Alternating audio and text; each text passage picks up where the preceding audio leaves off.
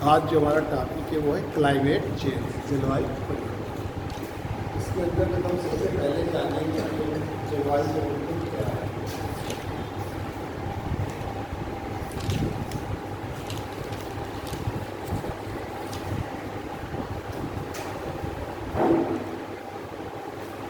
इसमें हकीकत क्या कारण है क्लाइमेट चेंज के, तो कॉजेज ऑफ क्लाइमेट चेंज।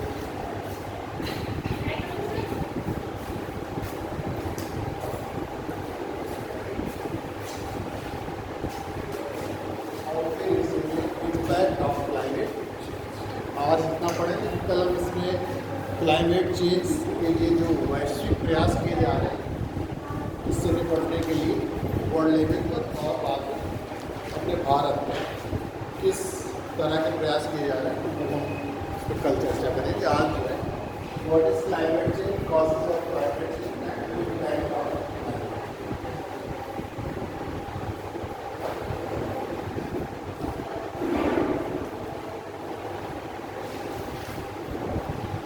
जलवायु परिवर्तन क्या है, कि जलवायु परिवर्तन के क्या कारण है और जलवायु परिवर्तन का क्या प्रभाव है, इस पर आज हम चर्चा करेंगे।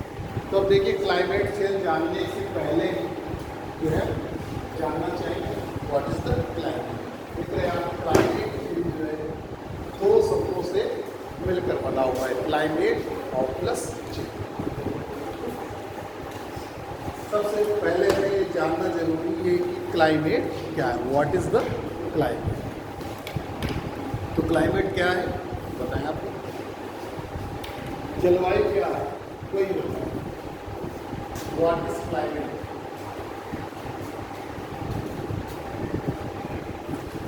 What is the climate and what is the difference between weather and climate. मौसम और जलवायु में क्या है बताएं, जिसको भी आ रहा हो। जलवायु क्या है, किसको आप जलवायु कहते हैं और किसको आप मौसम कहते हैं, और कैसे उसमें परिवर्तन को महसूस कर रहे हैं कि आज जो है हमारी जलवायु जो है उसमें परिवर्तन हो रहा है। तो ये तीनों चीज़ें, तो क्लाइमेट क्या है और वेदर क्या है। तो वेदर आप देखते हैं, मौसम देखते हैं, क्या है मौसम।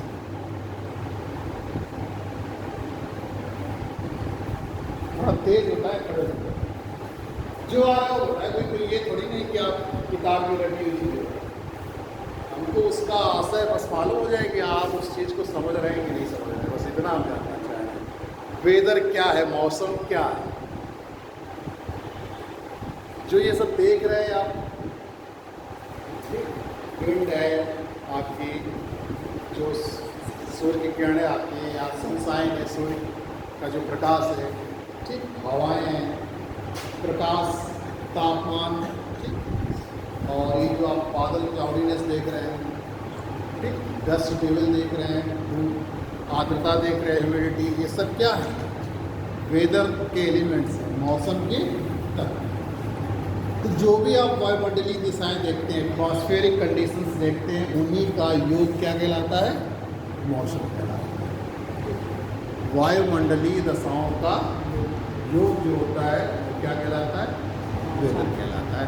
वेदर और क्लाइमेट में कोई ज़्यादा डिफरेंस नहीं है, फर्क इतना है कि जब किसी पर्टिकुलर क्षेत्र और पर्टिकुलर टाइम में हम जब वायुमंडल की दशाओं का योग निकालते हैं तो वो वेदर कहलाता है। देखिए, अभी अभी आपको धूप दिख रही थी, अभी जस्ट पहले, अब क्या होगी, बदली दिखाई दे रही है।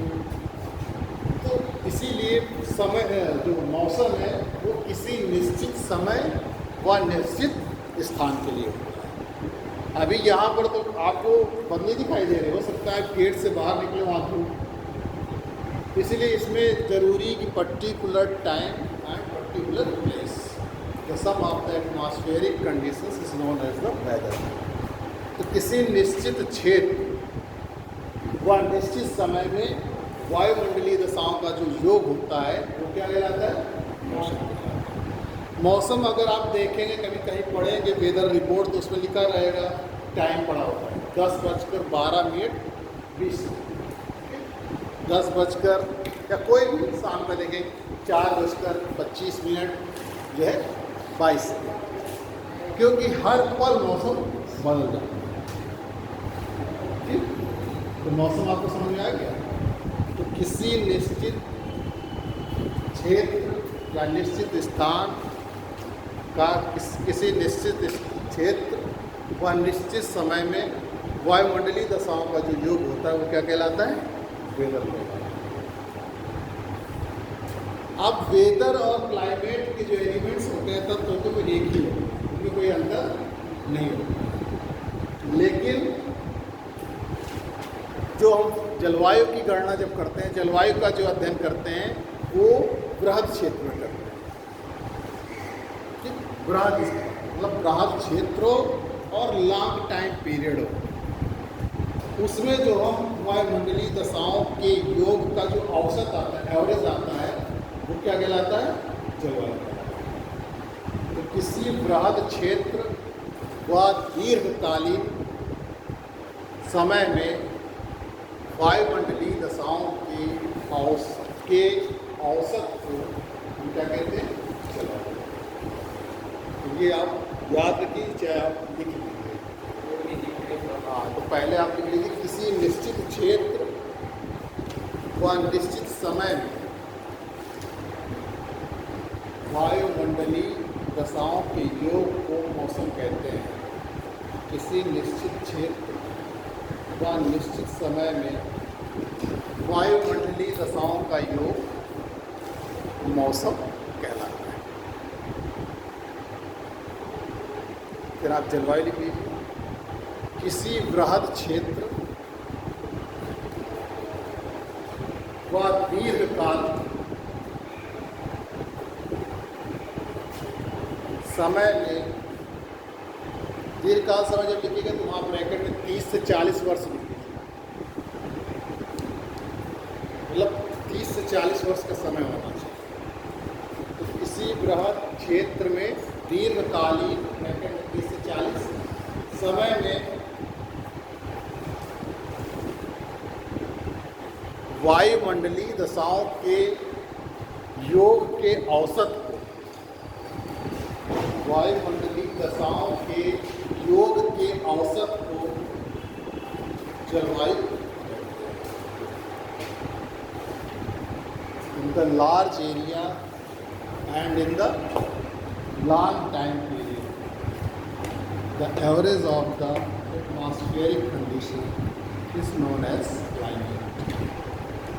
जैसे आप सुनते हैं कि भारत की जलवायु, कभी हम भारत का मौसम नहीं कहते हैं, ठीक, बांदा का मौसम कहते हैं, बांदा शहर का मौसम कहते हैं।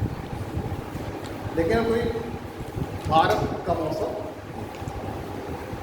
भारत की जलवायु कैसी है? मानसूनी, आप पढ़ते होंगे। तो भारत का एक बृहद क्षेत्र और जो 40 साल में हमने औसत देखा एटमॉस्फेरिक कंडीशंस का, वायुमंडलीय दशाओं का, उसी को हमने जो है क्या कहा? भारत की जलवायु। जैसे गर्मी में वर्षा होना, ठंडी का मौसम शुष्क होना, ठीक, तापमान जो है, जो हमारे जम्मू कश्मीर क्षेत्र में जाइए वहाँ पे तापमान कम है, ठीक।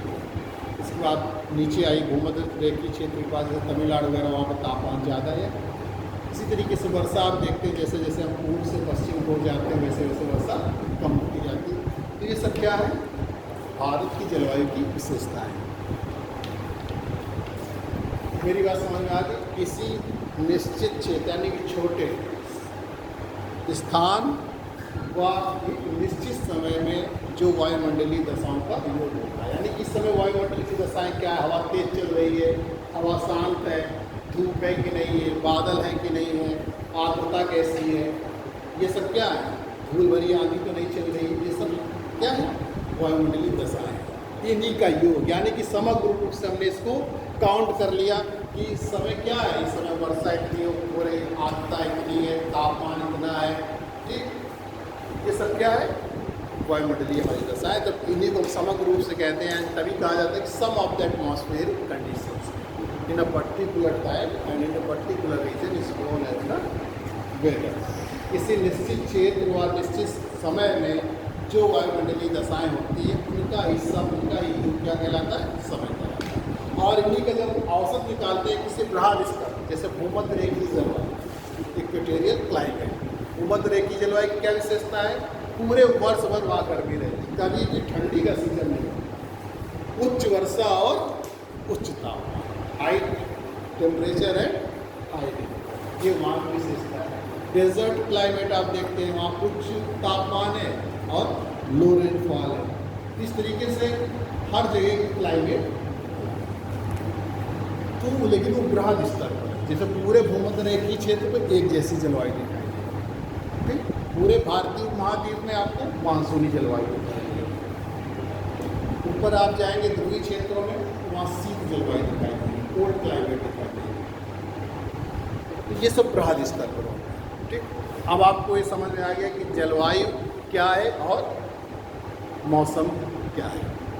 ठीक, ये आता है एग्जाम में पूछा जाता है, एक नंबर वाले तो क्वेश्चन आएंगे तो उसको पूछा जाता है कि पर्टिकुलर टाइम और पर्टिकुलर प्लेस के लिए जो एटमॉस्फेरिक कंडीशंस होती हैं उनका योग क्या कहलाता है? वेदर कहलाता है, क्लाइमेट कहलाता है। और लेकिन जलवायु और क्लाइमेट के तत्व जो होते हैं वो एक ही होते हैं, अलग अलग नहीं होते हैं, ये भी ध्यान रखिएगा। अभी आप ये ना सोचिए कि उन्हीं का समय एक निश्चित समय में हमने 10:12 में 10:12:25 में हमने अगर वायुमंडलीय दशाओं का योग ले लिया तो वो हमारी क्या हो गई? मौसम हो गई। और इन्हीं को हमने रोज़ क्या कहते हैं नोट करते चले गए। पहले ईयरली हमने औसत निकाला, फिर हमने 10-10 साल में यानी कि 30 से 40 साल में जब हमने तापमान और वर्षा सब सारी चीज़ों का औसत निकाल लिया तो वो क्लाइमेट, वो बृहद स्तर पर ही आपको मिलेगा। छोटे स्तर पर तो तुरंत चेंज हो जाता है। अभी देखिए मैंने आपको बताया था कि यहाँ पर धूप थी, अब बादलों में हो सकता है अभी आप गेट के बाहर जाएँ तो वहाँ अभी भी धूप हो। तो इस तरीके से मौसम में हर पल परिवर्तन हो रहा है, हर क्षण परिवर्तन हो रहा है। इसीलिए क्षणिक मौसम क्या होता है? क्षणिक अवस्था। अब देखिए क्लाइमेट चेंज, जलवायु में क्या परिवर्तन। तो वर्तमान समय में आप देख रहे हैं कि जलवायु में यानी परिवर्तन किन में हो रहा है? जो जलवायु के एलिमेंट्स हैं, जो जलवायु के तत्व हैं, इन्हीं में अंतर हो रहा है, इन्हीं में परिवर्तन हो रहा है। जैसे आप अभी वर्तमान समय में देख लीजिए, इस समय क्या वर्षा होती थी? अभी आपको वर्षा देखने को नहीं मिलेगी। गर्मियों में वर्षा जो है आप जब ज़रूरत थी आपको फसलों के लिए तब वर्षा नहीं हो रही, तब सूखे की कंडीशन आ रही है। अभी आपने देखा हाल ही में बांदा का टेम्परेचर 48 डिग्री सेंटीग्रेड तक पहुंच गया था गर्मियों में। तो ये तापमान में क्या हो रहा है? परिवर्तन हो रहा है। वर्षा में क्या हो रहा है? परिवर्तन हो रहा है। तो ये क्लाइमेट चेंज क्या है? क्लाइमेट चेंज यानी कि जलवायु, यानी जो भी हमारी एटमॉस्फेरिक कंडीशंस है जैसे पहले से चली आ रही वैसा ना होकर उनमें परिवर्तन हो रहा है। यानी कि जलवायु में समय के साथ परिवर्तन हो रहा है, तो वो जलवायु परिवर्तन कहलाता है।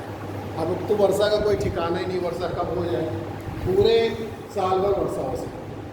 पहले एक टाइम पीरियड था कि तो इस तरीके से किसी क्षेत्र या पूरे मतलब वर्ल्ड में आप देखेंगे कि क्लाइमेट चेंज का असर आपको दिखाई देगा। जैसे आपने 1998 में सुना था कि 1998 जो है पूरे शताब्दी का सबसे गर्म था, यानी कि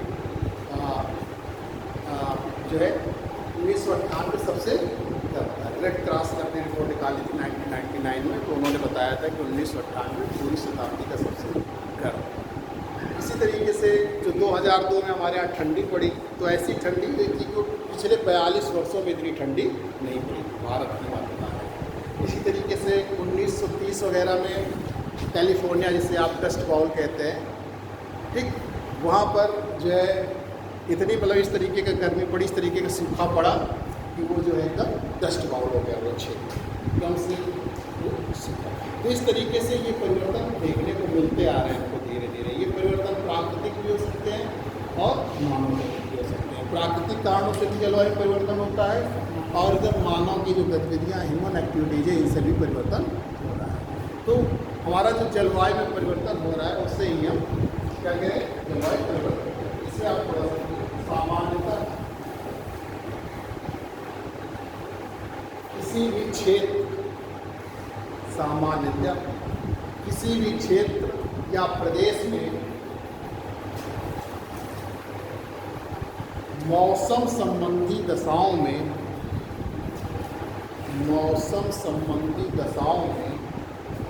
बड़े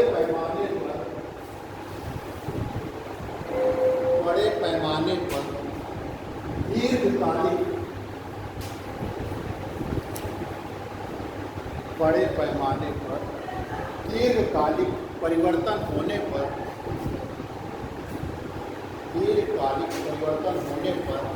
जलवायु परिवर्तन का बोध होता है। जलवायु परिवर्तन का बोध होता है।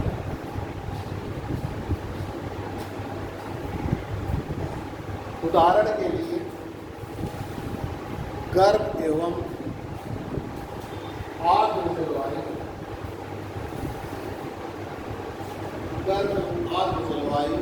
के स्थान पर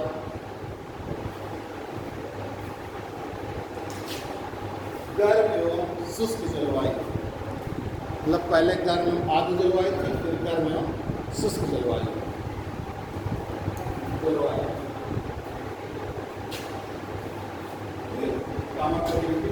गर्म एवं आर्द्र जलवायु का आर्द्र एवं शीत जलवायु, गर्म एवं आर्द्र जलवायु का आर्द्र एवं शीत जलवायु में परिवर्तन।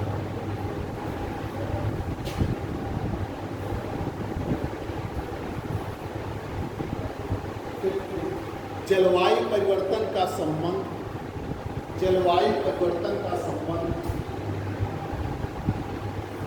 वायुमंडल के ऊष्मा संतुलन, जलवायु परिवर्तन का संबंध वायुमंडल के ऊष्मा संतुलन, आर्द्रता,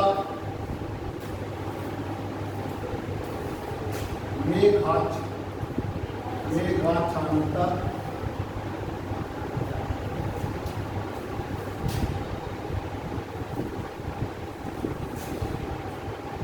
से क्लाउडीनेस हो गई, बादलों की जो सघनता हो,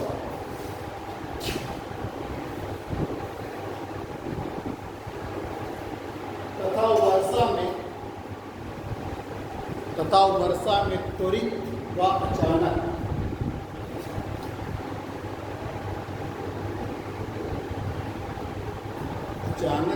अल्पकालिक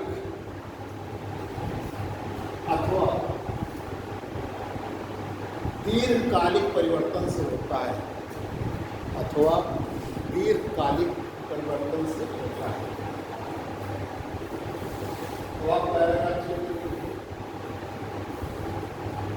किसी क्षेत्र विशेष के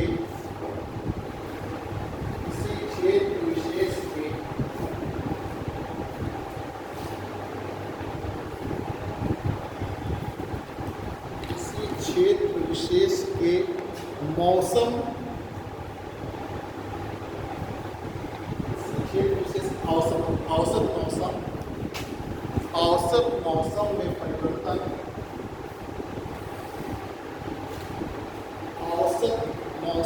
परिवर्तन, आता है तो उसे जलवायु परिवर्तन कहते हैं।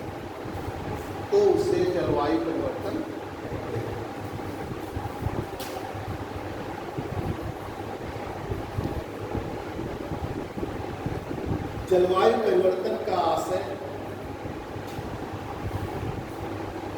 समय के साथ ही साथ जलवायु परिवर्तन का आशय समय के साथ ही साथ जलवायु में होने वाले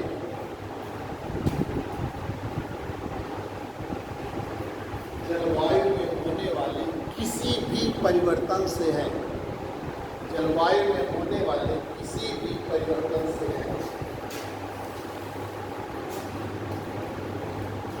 फिर चाहे वह प्राकृतिक, फिर चाहे वह प्राकृतिक विचलनशीलता के कारण हो, विचलनशीलता,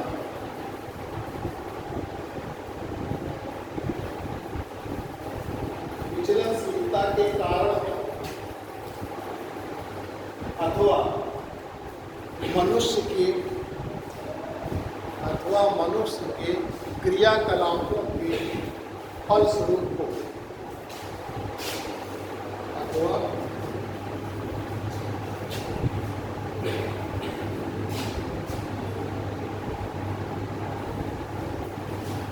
मनुष्य के क्रियाकलापों के फलस्वरूप हो।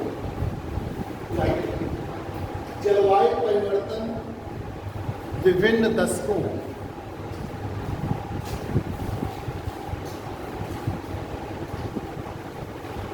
से लेकर विभिन्न दशकों से लेकर लाखों वर्षों की अवधि, लाखों वर्षों की अवधि के दौरान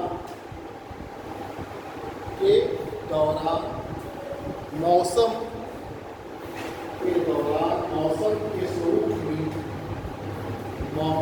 के स्वरूप में सांख्यिकीय वितरण में, सांख्यिकीय स्टैटिस्टिक्स,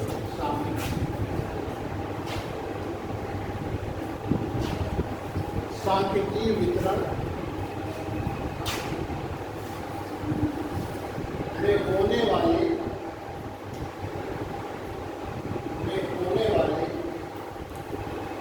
महत्वपूर्ण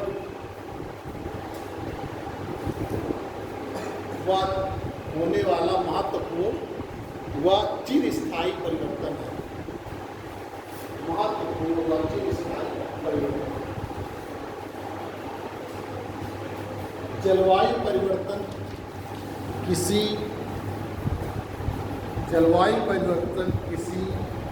विशिष्ट क्षेत्र तक ही सीमित रह सकता है, किसी विशिष्ट क्षेत्र तक ही सीमित रह सकता है या संपूर्ण पृथ्वी पर घटित हो सकता है, या संपूर्ण पृथ्वी पर घटित हो सकता है, या संपूर्ण पृथ्वी पर, मतलब किसी पर्टिकुलर क्षेत्र के लिए भी हो सकता है और कैसे पूरे ग्लोब के लिए भी हो सकता है। जैसे कहीं पर सूखा पड़ गया, कहीं पर वर्षा ज़्यादा हो गई, जैसे मध्य अमेरिका में 20-30 साल पहले जो है पूरे एक वर्ष में जितनी वर्षा होती वो केवल आधे घंटे में होती है। तो ये पर्टिकुलर विशिष्ट क्षेत्र के लिए होता है।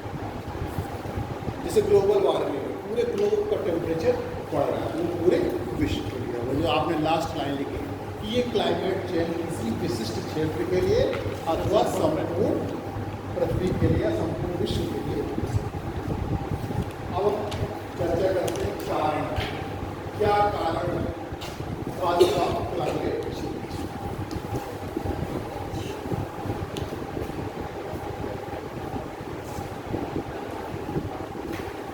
देखिए इसके कई कारण हैं। वैसे तो आज से वर्तमान मानव गतिविधियों को भी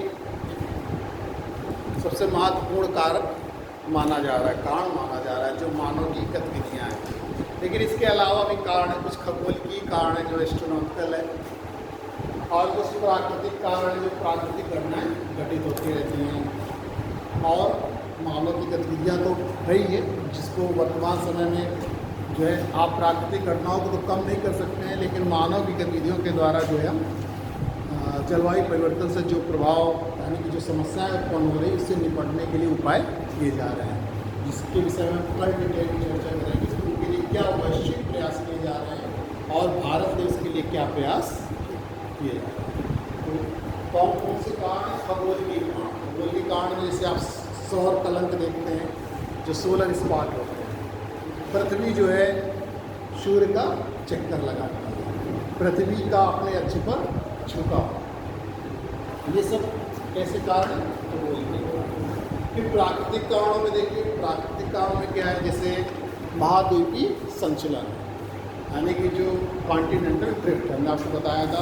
और हमने जब आपको कॉन्टिनेंटल ड्रिफ्ट थ्योरी पढ़ाई थी वेगनर की, तो हमने वहाँ पे आपको बताया भी था कि वेगनर ने क्या किया था। वेगनर ने यही जानने के लिए कि यहाँ पर तो जलवायु पहले कुछ दूसरी थी और फिर कुछ समय पश्चात जो जलवायु वहाँ दूसरी हो गई, तो आगे जाने कैसे संभव है। ये दो ही तरीके से संभव हो सकता था, या तो क्लाइमेट में चेंज हो और या तो क्या हो, हमारा जिस प्लेस पे ये चेंज देखने को मिला उसका ड्रिफ्ट हो गया, मूवमेंट हो गया। तो जो महाद्वीपीय विस्थापन हो रहा है, कॉन्टिनेंटल ड्रिफ्ट हो रहा है, महाद्वीपीय संचलन हो रहा है, वो भी एक कारण है। क्योंकि आप जानते हैं जैसे भारत को भी हमने बताया था कि भारत की जलवायु पहले कैसी थी। आप देखते कि भारत हमारा दक्षिणी गोलार्ध था, जब वो भूमध्य रेखीय क्षेत्र में पहुँचा, भूमध्य रेखा से 8 डिग्री 4 मिनट पे है। हाँ, पहले भारत 7 करोड़ वर्ष पूर्व जो है से आया है, भारत जो है उत्तरी गोलार्ध में, 7 करोड़ वर्ष पूर्व दक्षिणी गोलार्ध में। जब सभी आपको हमने जब बताया था पैंजिया और पैंथालसा के बारे में, तो पहले चूँकि हमारा पूरा क्या था, महाद्वीप एक, ठीक, पैंजिया पैंथालसा जो पूरा समुद्र था, फिर उनमें विखंडन हुआ, फिर धीरे धीरे उनकी गति। आज भी आप जानते हैं कि इंडियन प्लेट जो है खिसक रही है, ऊपर की उत्तर की ओर जा रही है, एशियाटिक प्लेट है। नीचे जब सबटक पर जो भूकंप वगैरह आते हैं उन्हीं की वजह से आते हैं, जो प्लेटें आपस में टकराती हैं।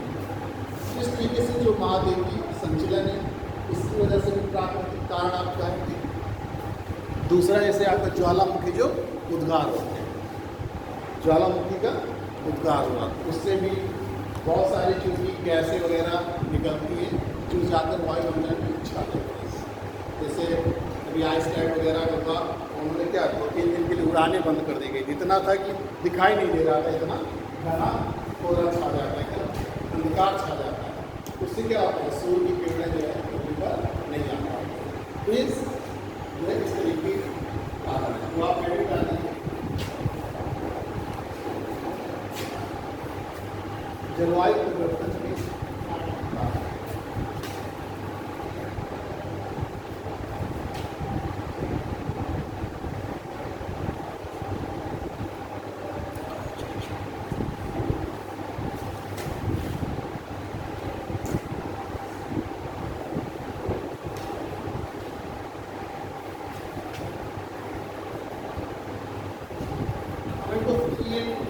समूहों में बांट रहे हैं।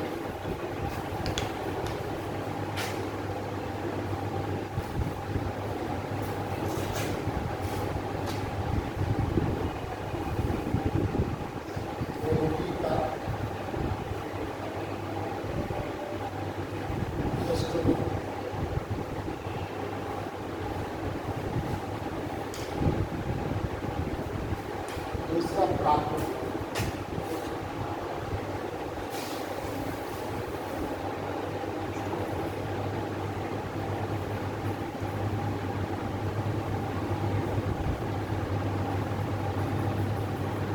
तीसरा मानव या मानवीय गतिविधियां को क्या है।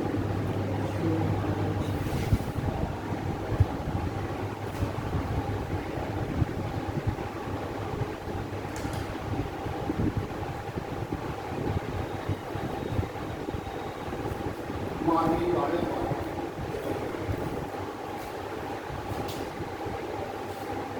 तो इसको देखिए, जैसे मैं आपको बताया इसमें 100 अलग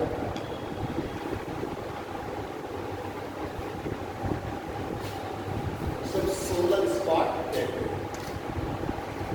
सूर्य में भी जो काले काले धब्बे पाए जाते हैं, इनकी संख्या घटने और बढ़ने पर प्रभाव पड़ता है। तो दूसरा है सूर्य के चारों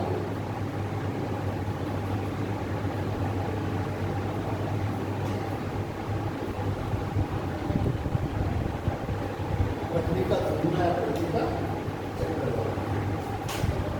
सूर्य के चारों पृथ्वी के दक्षिणी लक्षण में जो कक्षा है लक्षण में बदलाव होता है।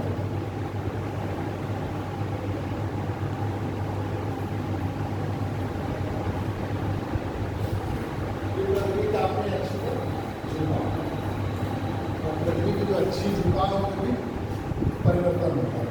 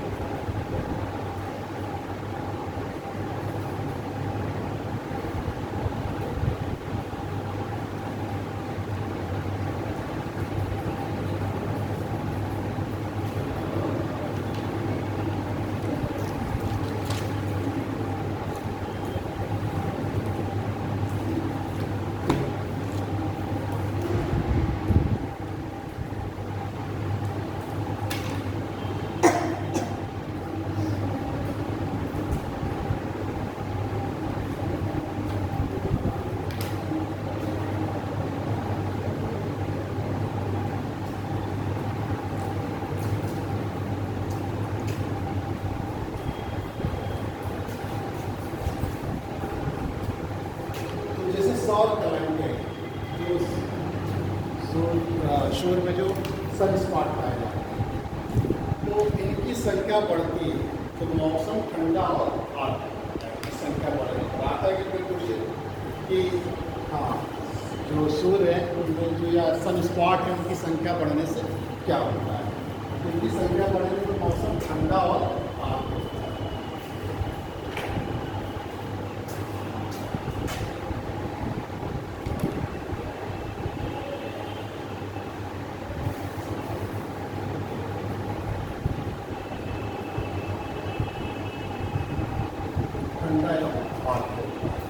और इसका जस्ट संख्या कम होने पर मौसम कैसा होता है, गर्म शुष्क।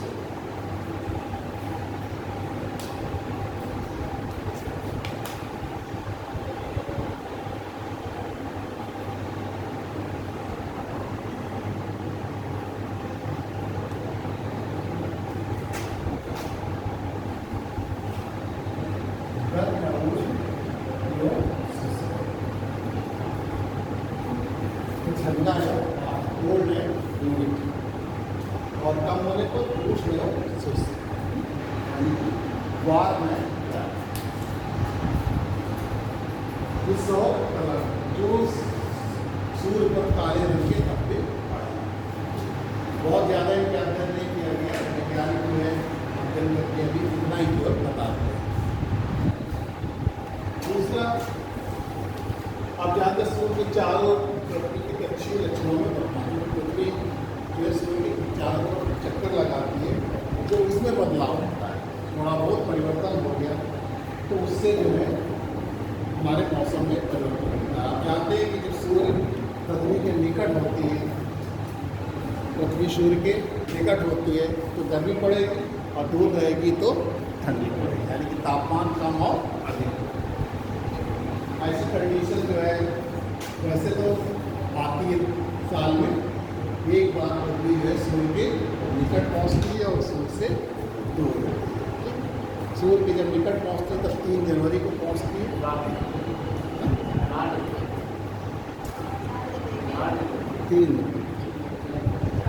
4 जुलाई को सबसे दूर।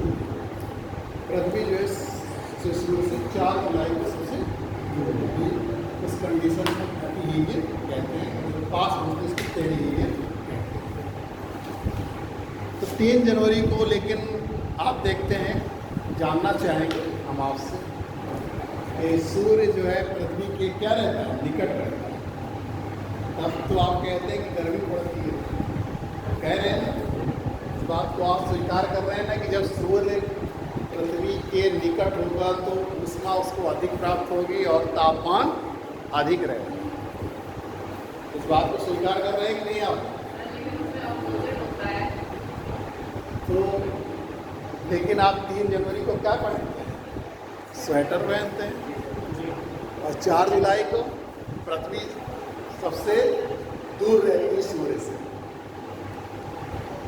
लेकिन उस समय क्या आप पहनते हैं? सिंपल हल्की शर्ट पहनते हैं।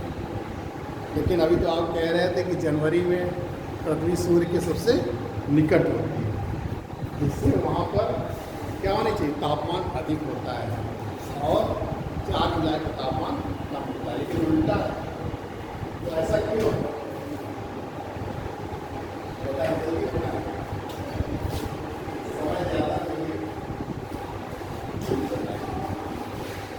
क्या कारण है?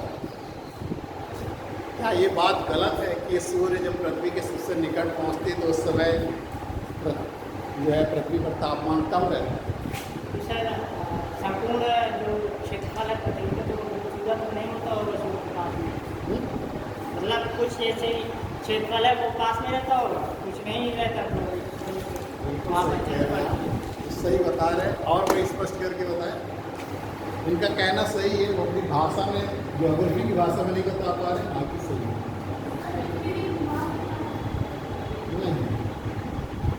वास्तव में सूर्य समय कहाँ रहता है? दक्षिणी गोलार्ध, जनवरी में। तो दक्षिणी गोलार्ध में गर्मी क्या होती है? ज़्यादा पड़ती है।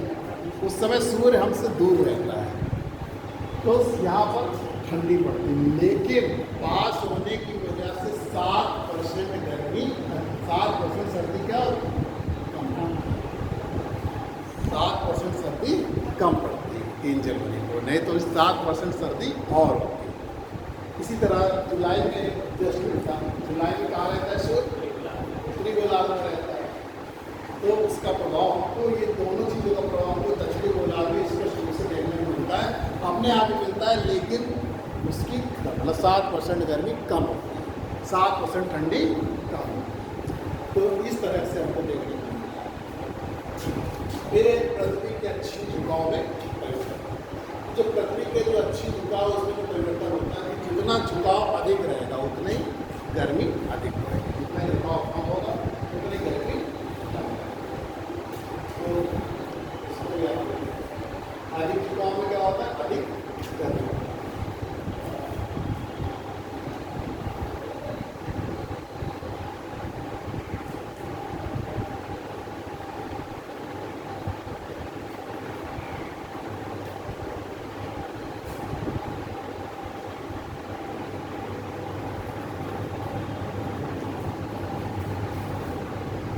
झुकाव अधिक रहेगा तो सूर्य की किरणें उतने कम क्षेत्र में पहुँचती है, और जितने झुकाव अधिक रहेगा तो सूर्य की किरणें दूर तक पहुँचती है। जैसे आप टार्च लगाते हैं, थोड़ी दूर लगाते हैं तो एक जगह फोकस पहुँचता है, तो वो स्थान ज़्यादा गर्म हो जाता है। तो वो ज़्यादा दूर पे लगाते हैं तो क्या होता है? फैल जाता है, ज़्यादा एरिया को गर्म करती है, और ज़्यादा दूरी चलने में उसको क्या होता है?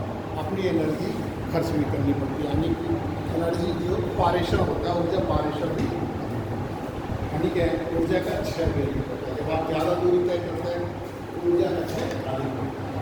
किसी छोटे क्षेत्र पर और जब जाएंगे तो क्या होगा?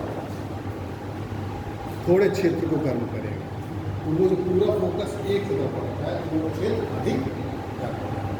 वही टार्च आप लगाइए, दूर तक फैल जाता है, जबकि रोशनी क्या होती है? फैल जाता है ज़्यादा दूर तक। जैसे आप आग जलाते हैं, वहाँ पे हाथ रखें, जब पास में रखते हैं तो क्या होता है? ज़्यादा हाथ आपका गर्म होता है, क्योंकि उसको थोड़ी दूरी तय करनी होती है और सीधे आ रही है। जब आप ऊपर जाते हो तो और फैल जाती है और चारों तरफ फैलते हुए आती है, और अधिक ऊर्जा का क्षय होता है, क्योंकि उसको अधिक दूरी तय करनी होती है। तो वो हाथ पे आपको कम करना होता है। इसी तरीके से ये थे आपके प्राकृतिक काम जाने की।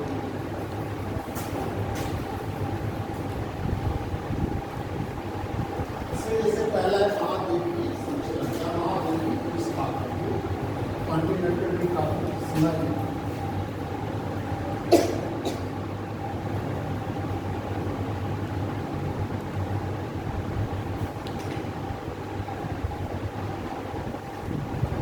दूसरा इसमें महासागरीय धारा है,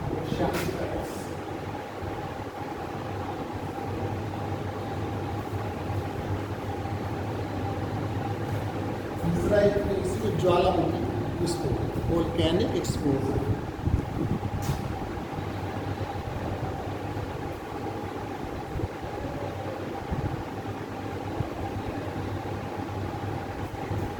और चौथा रिसर्च में देखिए जो आर्कटिक क्षेत्र है उसमें जो आर्कटिक क्षेत्र के नीचे दबी हुई मीथेन गैस पाई गई है, उससे फ्लो आउट।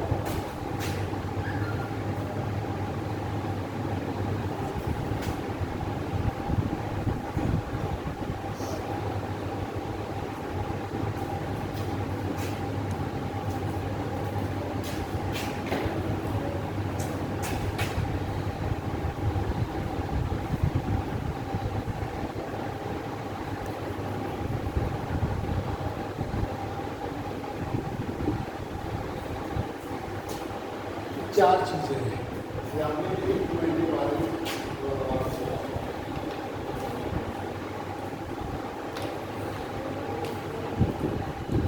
हमें डिटेल में नहीं आया, लेकिन आपको जानना चाहिए कौन कौन चीज़ें प्रोवाइड करती हैं। ये चीज़ें आएंगी, ये चीज़ें आएंगी एग्ज़ाम में आपके आइए से, और छोटे मोटे एग्जाम में नहीं है।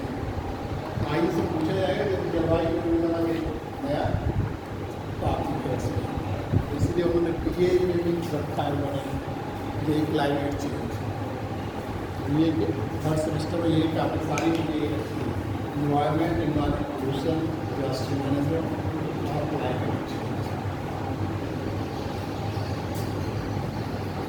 आईएएस में ज़्यादा क्वेश्चन, डिसीज वगैरह में जो आएंगे छोटा क्वेश्चन।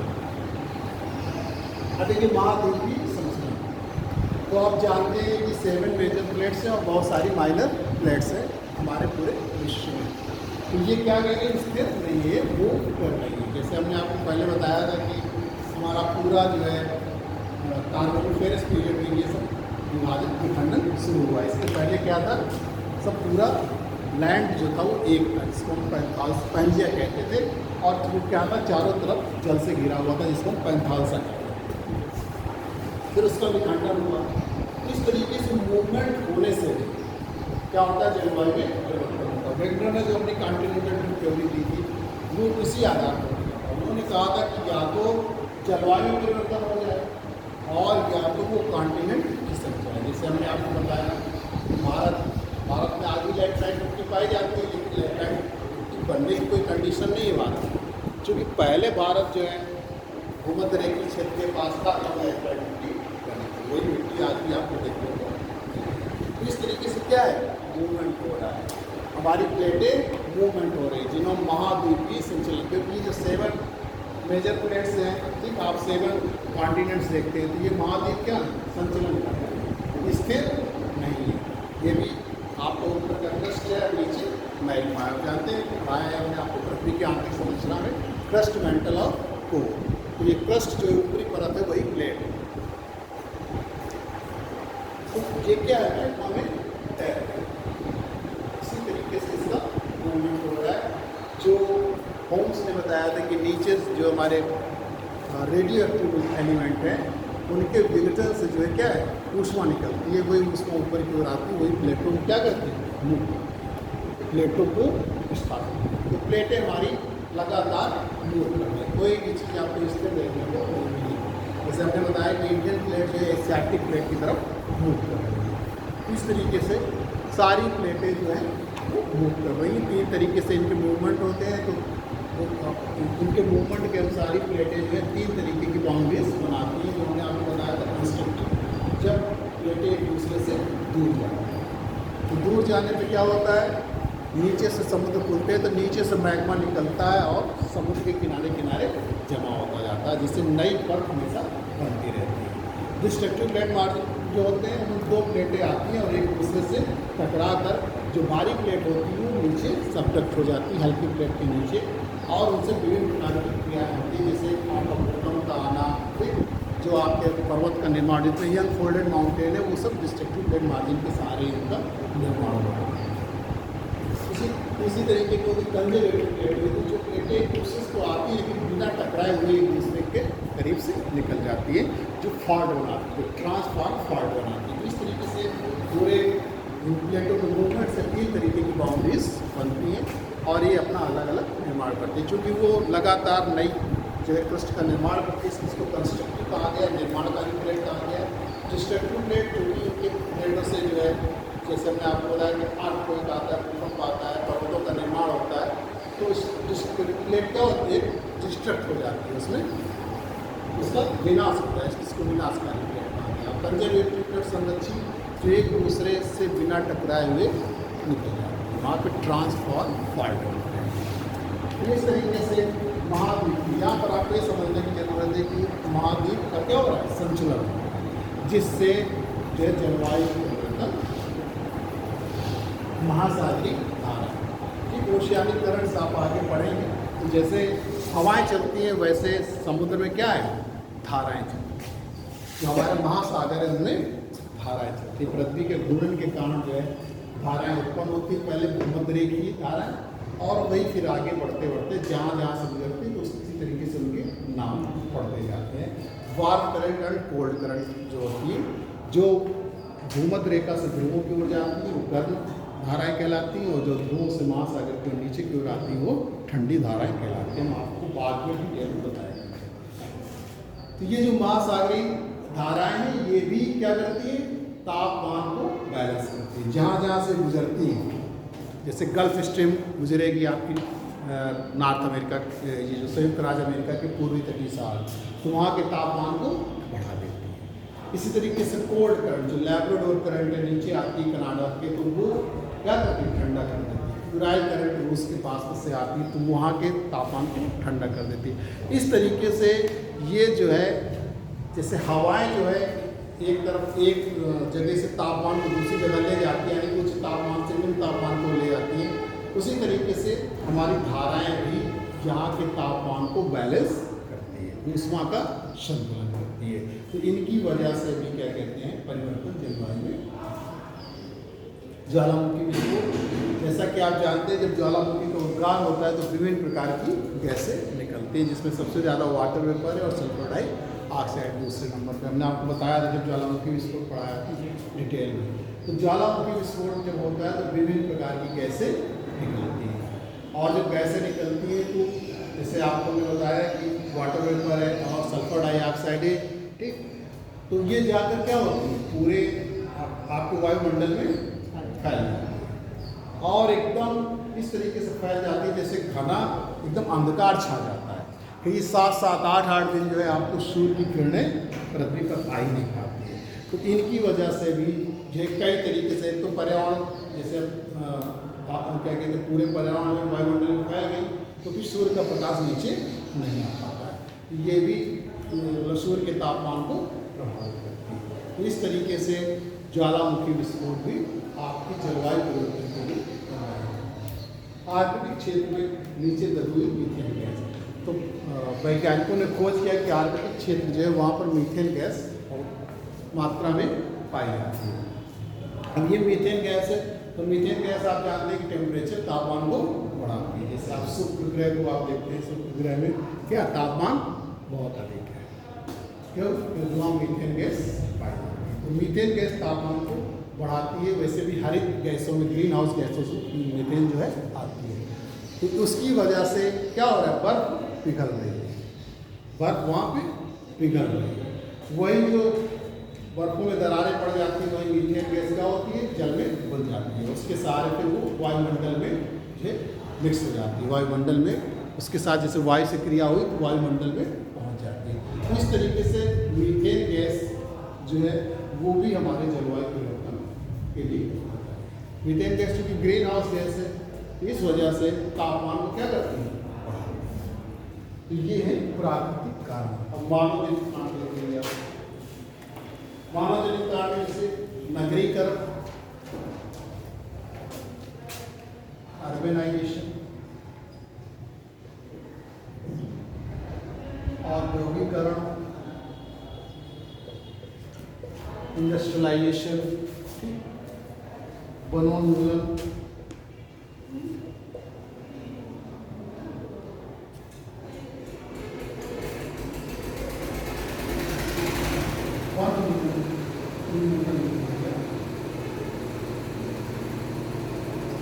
वनों का काटना, वनों का नष्ट होना,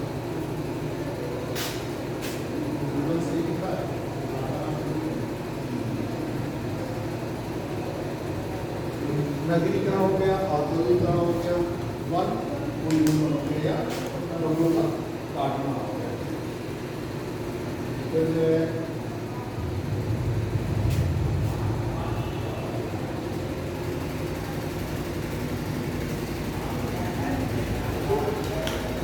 अब जैसे नगरीकरण है, तो नगरीकरण आप देखते हैं कि जब आपके अर्बनाइजेशन हो रहा है, नगरीकरण हो रहा है, तो वहाँ बहुत सारे लोगों का पलायन हो जाता है। गांव से शहर बहुत सारे लोग आते हैं, तो वहाँ पर बहुत सारी बिल्डिंगें बन जाती हैं। क्योंकि आपकी सतह है वो क्या होती है, आपको देखें हर जगह सड़कें दिखाई देंगी, यानी कि पक्की सड़कें पक्की हो जाती हैं, मकान बन जाते हैं। तो जो वास्तव में पानी का संचयन होना चाहिए वो अंदर नहीं होता, पानी का संचयन नहीं हो पाता है, क्योंकि पानी अंदर जा ही नहीं पाता है, पृथ्वी के अंदर जो है रिचार्ज नहीं हो पाता है। तो इस तरीके से और शहरों में आप देखिए ज़्यादातर क्या होती है, ईंटों से जो है घर बने होते हैं, वो सूर्य की किरणों को क्या करते हैं, एब्जॉर्ब करते हैं, और धीरे धीरे क्या होता है, तो धीरे धीरे क्योंकि ईंटें क्या कुचालक होती हैं, धीरे धीरे गर्म होंगे और धीरे धीरे ठंडे होंगे। आपने कभी सोचा है कि सूर्य की किरणें तो 12 बजे पड़ती है, लेकिन 12 बजे आपको गर्मी अधिक नहीं लगती, ठीक? कितने बजे गर्मी लगती है? 3-4 बजे तो अधिकतम तापमान अंकित किया जाता है, लेकिन 3-4 बजे तापमान अधिकतम अंकित किया जाता है, फिर भी आपको सबसे ज़्यादा गर्मी आपके घर में कब महसूस होती है? शाम को 5, 6, 7 बजे आपको लगेगा कि जैसे हम रूम से निकल कर क्या हो बाहर बैठ जाए, लगता है ऐसा? कभी आपने आवाज़ किया है? नहीं किया तो अब गर्मी जब आएगी तब आप आवाज़ कीजिएगा कि आपको 5-6 बजे इतनी ज़्यादा बेचैनी फील होती है, 6 बजे 7 बजे तक ऐसा रहेगा कि आप छत चले जाते हैं तब तो आपको बहुत अच्छा लगता है, लेकिन कमरे के अंदर बैठे रहते हैं तो आपको बड़ी बेचैनी महसूस होती है, क्योंकि जो हमारी उजाला होती है धीरे धीरे ऊष्मा को एब्जॉर्ब करती है और धीरे धीरे ऊष्मा को रिलीज करती है। तो चूँकि वो धीरे धीरे ऊष्मा को रिलीज करती है, इसलिए पक्के घरों में आप देखिए कि 5, 6, 7 बजे आपको लगेगा एकदम बेचैनी, सबसे ज़्यादा गर्मी उसी समय महसूस होती है। तो नगरीकरण क्या है कि वाटर वगैरह जो आता है, जो जल वगैरह आता है, वो उसमें क्या होता है, संचयन उसका नहीं हो पाता है, तापमान को बढ़ावा देता है। फिर औद्योगिकरण देखिए, उद्योगों से क्या होता है, आप कारखाने देख रहे हैं, इंडस्ट्री देख रहे हैं, इनसे क्या बहुत सारी गैसें जो है जा रही हैं, कार्बन मोनोऑक्साइड है, सल्फर डाइऑक्साइड है, ठीक, ये सब नाइट्रोजन ऑक्साइड है, ये सब क्या वायुमंडल में जा रहा है। तो वास्तव में जो एक सांद्रण होना चाहिए था वायुमंडल में, वो सांद्रण नहीं है। जैसे कार्बन डाइऑक्साइड की विशेषता है कि जब वो वायुमंडल से सूर्य का प्रकाश आता है तो उसके आने के लिए क्या है, पारदर्शी। सूर्य की किरणें जब आती हैं 60 डिग्री से, तो कार्बन डाइऑक्साइड उसके लिए क्या है, पारदर्शी, क्योंकि वायुमंडल तो हमारा गैसों से बना है, तो वायुमंडल तो गैसों से ही बना है, आप जानते हैं, ठीक। तो उसके लिए जो पारदर्शी है, लेकिन जब सूर्य का प्रकाश पृथ्वी पर पड़ता है और परावर्तित होता है, पहले पृथ्वी गर्म हो जाती है, तब यहाँ से विकिरण द्वारा हमारा इन्वायरमेंट गर्म होता है, इसीलिए 12 बजे अधिकतम तापमान अंकित नहीं किया जाता है। पृथ्वी को 3-4 घंटे क्या लग जाते हैं, गर्म होने में लग जाते हैं। जब वो गर्म हो जाती है तब यहाँ से ऊष्मा का क्या करती है, विकिरण करती है, रेडिएशन करती है, जिसे हम टेरेस्ट्रियल रेडिएशन करते हैं, पार्थिव विकिरण कहते हैं। जब वो आता है तब वो हमारा इन्वायरमेंट गर्म होता है, हमारा इन्वायरमेंट सीधे गर्म नहीं होता। अगर सीधे गर्म होता तो जितना हम ऊपर जाते उतने ही हमको क्या होता, तापमान अधिक महसूस होता है। हम जैसे जैसे ऊपर चढ़ते जाते हैं अपने घर की छत में, वैसे वैसे हमको ठंडक महसूस होती है, यानी कि नीचे से कम तापमान महसूस होता है। अगर सीधे वायुमंडल गर्म होता तो क्या ऐसे संभव होता, ऐसे संभव नहीं होता। वायुमंडल सीधे गर्म नहीं होता, पहले पृथ्वी की सतह गर्म हो जाती है, फिर उससे विकिरण जो होता है उससे हमारा क्या होता है, वायुमंडल गर्म होता है, उससे हमारा पर्यावरण गर्म होता है। इसीलिए पृथ्वी की सतह से जैसे जैसे हम ऊपर जाते हैं तापमान क्या होता है, तापमान में ह्रास होने लगता है, जो प्रति 1 किलोमीटर में 6.5 डिग्री सेंटीग्रेड का तापमान कम हो जाता है। इंसान क्या कहते हैं, नॉर्मल लैप्स रेट, सामान्य ताप पतन दर। तो जैसे जैसे हम ऊपर की ओर जाते हैं वैसे वैसे तापमान कम होने लगता है। तो हम ये बात बता रहे हैं कि कार्बन डाइऑक्साइड चूँकि जो सूर्य की किरणें आती हैं वो लघु तरंगों के रूप में आती हैं, और जो है कार्बन डाइऑक्साइड उन लघु तरंगों के रूप में आई हुई किरणों के लिए पारदर्शी है। और जब यही किरणें पृथ्वी से विकृत होकर के आती हैं लाल वेव के रूप में, तब क्या हो जाती है, लाल वेव के रूप में आती है, दीर्घ तरंगों के रूप में आती है। तो वही कार्बन डाइऑक्साइड उनके लिए अपारदर्शी हो जाती है, यानी कि वो उनको ऊपर नहीं जाएगी। यही पर वो कहती है अब आपको ऊपर आगे नहीं जाने देंगे। तो जब यहाँ पर रोक लिया जाता है तो वो फिर से नीचे की ओर आ जाती है, जिसे काउंटर रेडिएशन कहते हैं। और इसीलिए हमारा जो ग्लोब है, हमारा वायुमंडल है या इन्वायरमेंट है, वो क्या हो रहा है, गर्म हो रहा है। जिसे ग्लोबल वार्मिंग कहते हैं, भूमंडलीय ऊष्मन कहते हैं, ग्लोबल वार्मिंग। हमारे ग्लोब का तापमान बढ़ रहा है, इसके लिए मुख्य रूप से कार्बन डाइऑक्साइड गैस उत्तरदायी। वैसे तो सारी ग्रीन गैसेज उत्तरदायी हैं, लेकिन कार्बन डाइऑक्साइड मुख्य रूप से उत्तरदायी है। इस तरीके से औद्योगिकरण से जो गैसें वायुमंडल में जा रही है, उनसे भी हमारे जलवायु में क्या हो रहा है, परिवर्तन हो रहा है। अगला है फॉरेस्ट और डिफॉरेस्टेशन। तो देखिए जैसे जैसे हमारा शहरीकरण हो रहा है, ठीक, औद्योगिकरण हो रहा है, वैसे वैसे क्या हो रहा है, वनों का विनाश हो रहा है, वनों को काटा जा रहा है। और वन आप जानते हैं कार्बन डाइऑक्साइड के उत्सर्जन करते हैं, वर्षा कराने में सहायक होते हैं। तो अगर वन नहीं रहेंगी तो निश्चित रूप से हमारी जलवायु में परिवर्तन होगा। उदाहरण के लिए आप देखिए कि राजस्थान जो था वहाँ पर डेजर्ट और सभी क्षेत्र, वहाँ पर वर्षा बहुत कम हो गई। लेकिन फिर क्या हुआ, वहाँ पर जो है पेड़ लगाए गए। ठीक, पहले तो आप जानते हैं कि वहाँ पर क्या कहते हैं, पानी जो है जल संचयन किया गया और नदी जो है लाई गई। राजस्थान जो नहर के रूप में आई, राजस्थान नहर लाई गई, उसके किनारे किनारे क्या हुए, पेड़ लगे। आज देखिए वहाँ पर वर्षा हो रही है। तो आपको ये सीधा साधा उदाहरण है आपको वहाँ पर पेड़ कैसे जो है वर्षा कराने में सहायक है। पेड़ों के ना होने पर कैसे तापमान में परिवर्तन हो जाता है। आगे रासायनिक, एक और है रासायनिक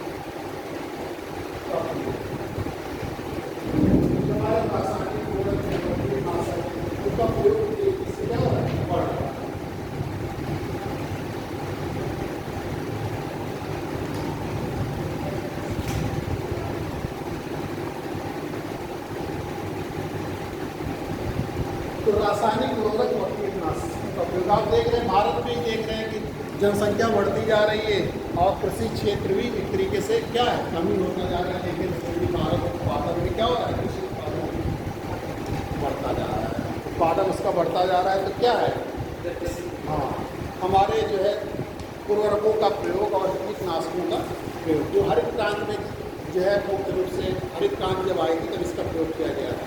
सिंचाई जो है अधिक मात्रा में की गई थी, रासायनिक उर्वरकों और कीटनाशकों का प्रयोग किया गया था, अधिक उपज देने वाले बीजों का प्रयोग किया गया था। हरित क्रांति की सफलता का जो कारण होती है, लेकिन उसके भी आप दुष्प्रभाव भी आपने देखे होंगे कि उसके कई पर्यावरणीय दुष्प्रभाव, उसके पर्यावरण को काफ़ी नुकसान भी पहुँचाया था। तो जब इन रासायनिक उर्वरकों और कीटनाशकों का प्रयोग करते हैं तो ये सारे प्रदूषण हो, चाहे वो वायु प्रदूषण हो, चाहे जल प्रदूषण हो, मृदा प्रदूषण हो, सबको क्या करते हैं, प्रभावित करते हैं। तो इससे भी हमारे जलवायु में, क्योंकि ये वायु में भी जाते हैं, वायु में भी चले गए, तो इससे हमारे क्या होता है, उसमें जलवायु में तो ये थे कारण।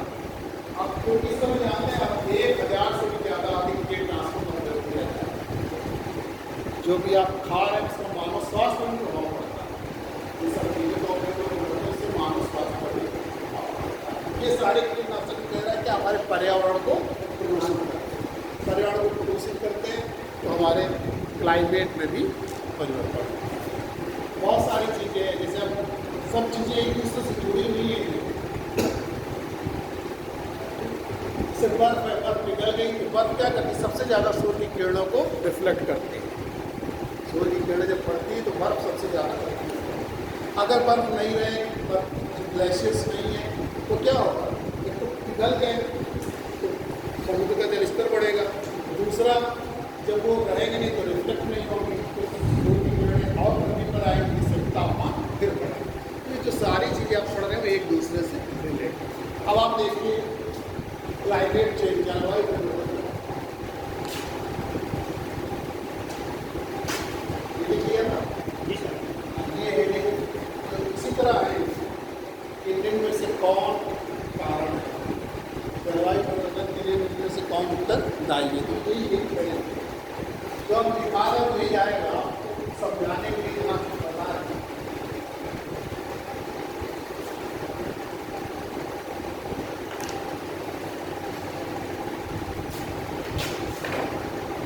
वापस जाइए जलवायु परिवर्तन के प्रभाव, इम्पैक्ट ऑफ क्लाइमेट।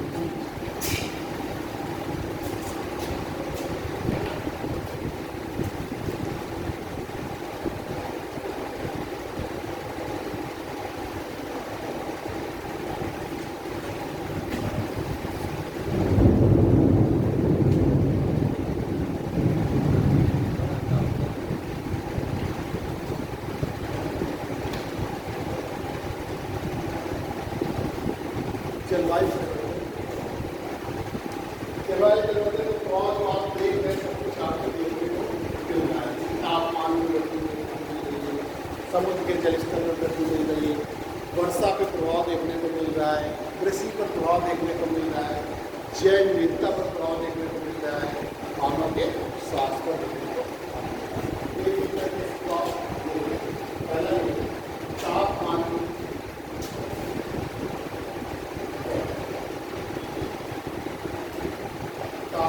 सामान्य से तापमान में वृद्धि हो रही, चाहे उसको देखने के तरीके अलग अलग।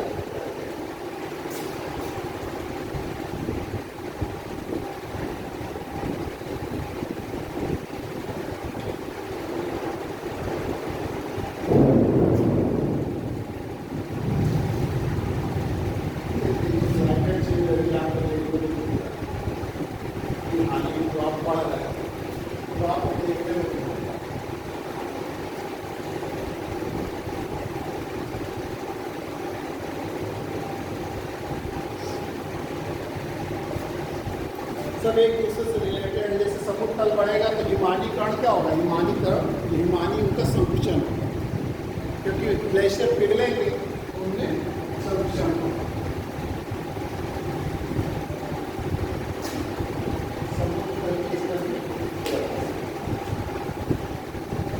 प्राकृतिक आपदाएं, प्राकृतिक आपदाएं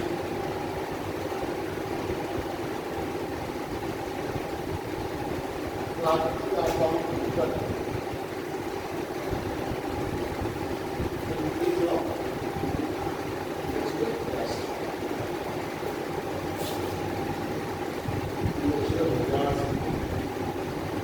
वर्षा का प्रभाव,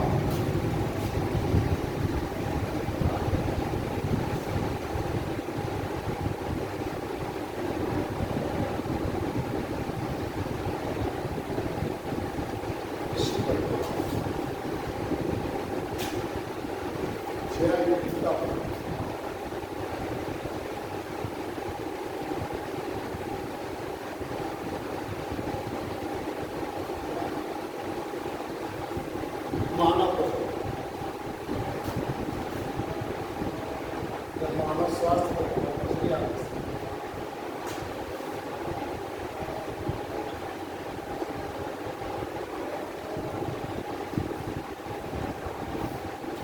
बीमारी संकुचन तथा बाढ़, तो इसी है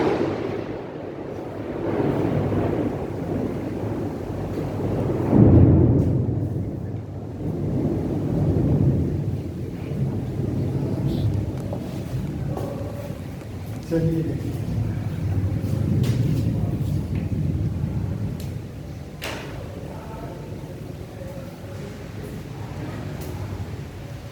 लाइटिंग एंड थंडर स्टार्टिंग आप सुन रहे हैं और देख रहे हैं। जी सर।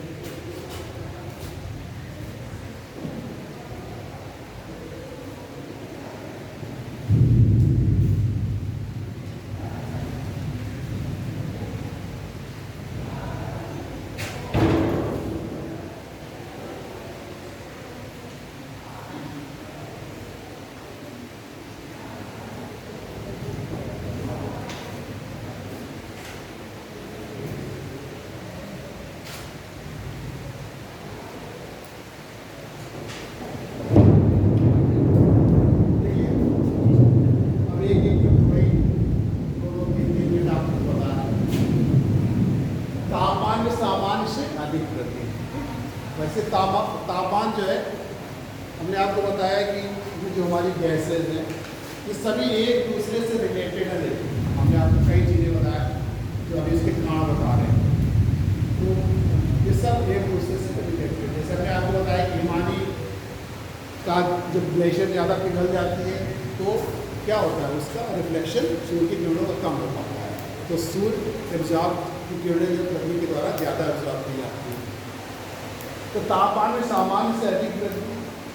आप देख रहे हैं कि जो हमारी वायुमंडल में गैसें हैं, जो हरित ग्रीन हाउस गैसेस कहलाती हैं, आपकी कार्बन डाइऑक्साइड हुआ, मीथेन हुआ, क्लोरोफ्लोरोकार्बन हुआ, नाइट्रस ऑक्साइड हुआ, तो ये क्या है, green house gases. Carbon dioxide का हमने अभी एक उदाहरण आपको बताया कि कार्बन डाइऑक्साइड क्या है, ये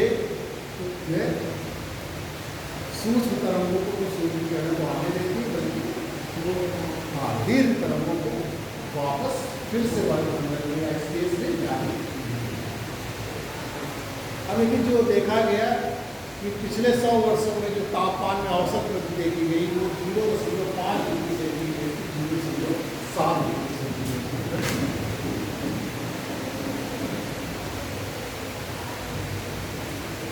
ये वृद्धि हमने देखी है। आपको मैं अभी आपको बताया कि 1998 में सबसे अधिक दर माना गया, 1990, 97, 95 ये भी दर दिवस है। अभी हाल ही में आपने देखा कि बांदा का जो है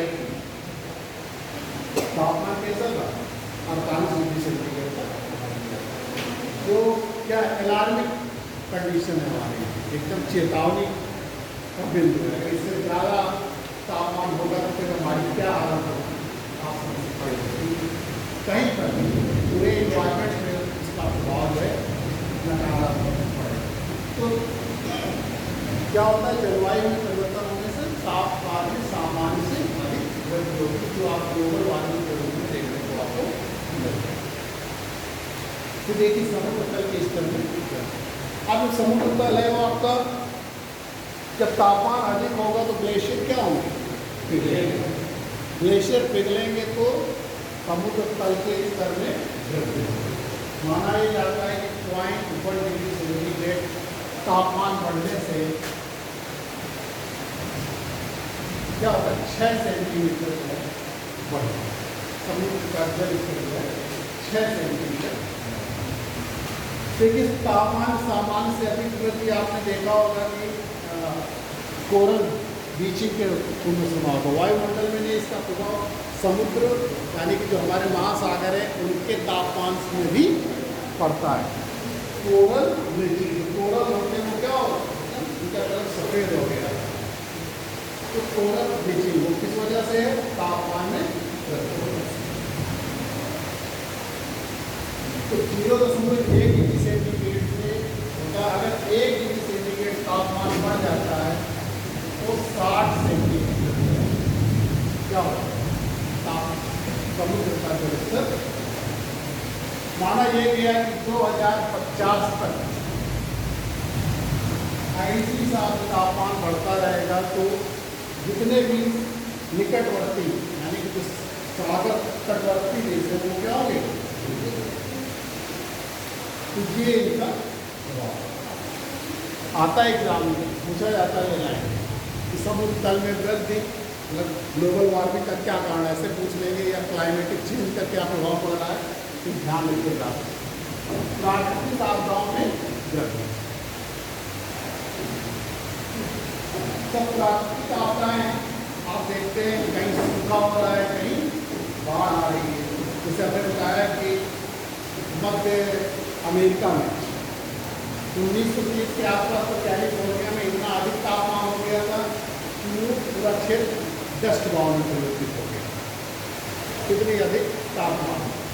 फिर 1948 में मध्य अमेरिका में इतनी ज़्यादा जो है वर्षा हुई आधे घंटे में, जो पूरे वर्ष भर में इतनी औसत वर्षा होती है। ये तो सब क्या है, क्लाइमेट चेंज की आपदा है। कहीं बाढ़ आ रहा है, कहीं सूखा हो रहा है। जैसे अभी देखिए भारत में क्या कंडीशन थी कि कुछ समय पहले तक ये माना जा रहा था कि जो है अगर अब बारिश नहीं हो तो पूरा क्षेत्र क्या हो जाएगा, सूखा क्षेत्र घोषित कर दिया जाएगा। लोग जो है परेशान थे, उनको वर्षा की जरूरत, पानी की जरूरत, लेकिन क्या कंडीशन हो जा रही, सूखा हो रहा है। फिर अभी आपने देखा जब नदियों में बाढ़ आ गई, हमीरपुर वगैरह देखा आपने, वहाँ घरों में पानी भर गया, इलाहाबाद में घरों में पानी भर गया है।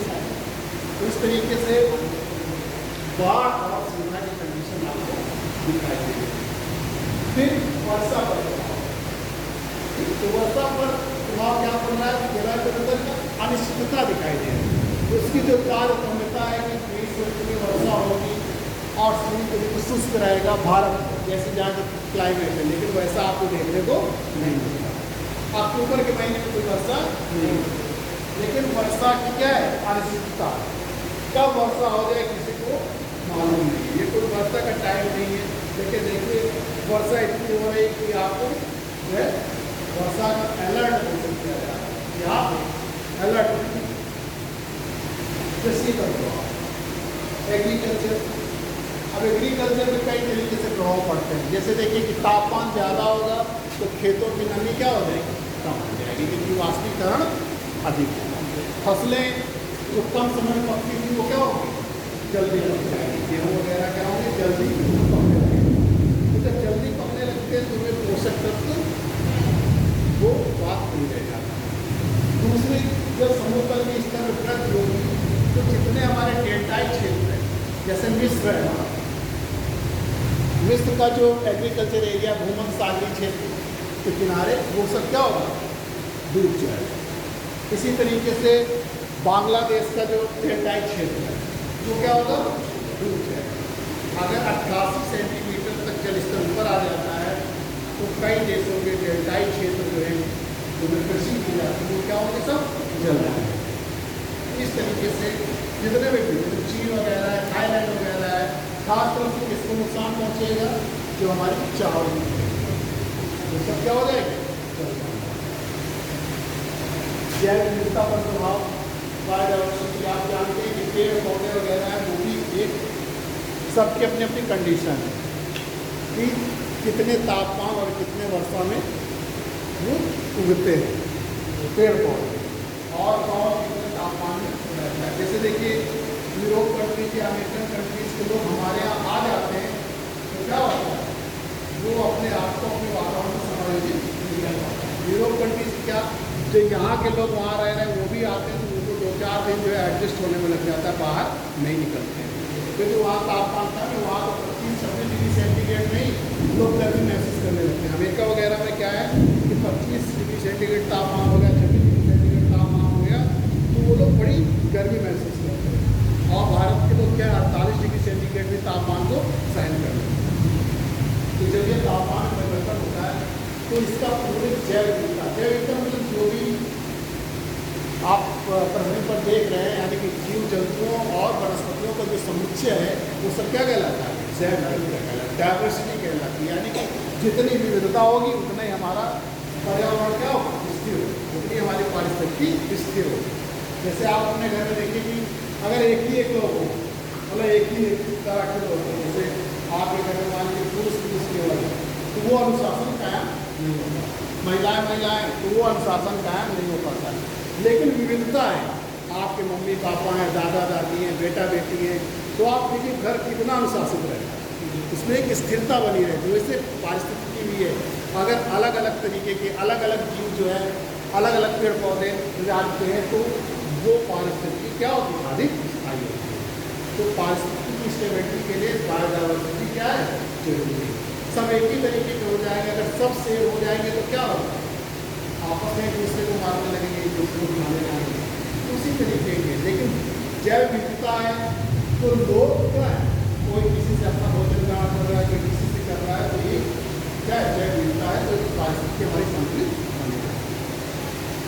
तो अगर अधिक तापमान हो जाएगा तो अधिक तापमान में मान लीजिए अधिक तापमान में कोई चीज़ जब नहीं रह पाता, कोई पेड़ पौधा नहीं उग पाता, तो उसके क्या हो जाएगा, तो धीरे धीरे बायोडाइवर्सिटी क्या हो जाएगी हमारी, उसका ह्रास होता जाएगा, लॉस ऑफ द बायोडाइवर्सिटी। अधिक जैव विविधता का क्या होता, ह्रास होता। मानव स्वास्थ्य पर प्रभाव, अब आप देखिए बहुत सारी चीज़ें जैसे कृषि पर प्रभाव पड़ रहा है, वर्षा पर प्रभाव पड़ रहा है, तापमान पर प्रभाव पड़ रहा है, तो इससे बहुत सारी मानव की आवश्यकताओं की, जैसे कृषि नहीं है, कृषि कम होती जाएगी तो मानव को अपनी आवश्यकताओं की चीज़ें नहीं मिल पाएंगी। अधिक तापमान होगा तो मानव को जो है आप देखते हैं कि स्किन कैंसर है या मानव शरीर ग्रस्त रहेगा, विभिन्न प्रकार की बीमारियाँ होने लगेंगी। आप देखते हैं पर्यावरण में विभिन्न प्रकार की गैसों का सामग्रण हो रहा है, सल्फर डाइऑक्साइड हो रहा है, एसिड रेन हो रही है, या बहुत सारी जो ऐसे गैसें हैं जिनसे आदमी का दम घुट रहा है, यानी कि मानव के स्वास्थ्य पर इसका कैसा प्रभाव पड़ रहा है, हिमालय संकुचन तथा बाढ़ इस वक्त बनाई दिया जाए। जैसे तापमान और ग्लेशियर क्या हो पिघलेंगे तो अपने आप हिमालय क्षेत्र क्या होगा, संकुचित होगा। तो अगर आप पूछना चाहते हैं, कल हम आपको वैश्विक इतिहास यानी कि जलवायु परिवर्तन, चूंकि आप एक विश्वव्यापी समस्या हो गई, चिंता का विषय हो गया है, इससे निपटने के लिए वैश्विक स्तर पर भी प्रयास किए जा रहे हैं और अपने भारत के स्तर पर भी प्रयास किए जा रहे हैं, जो हम आपको कल बताएंगे। अभी इतनी सारी चीज़ें जो मैंने आपको बताई, इसमें अगर आपको कुछ पूछना हो तो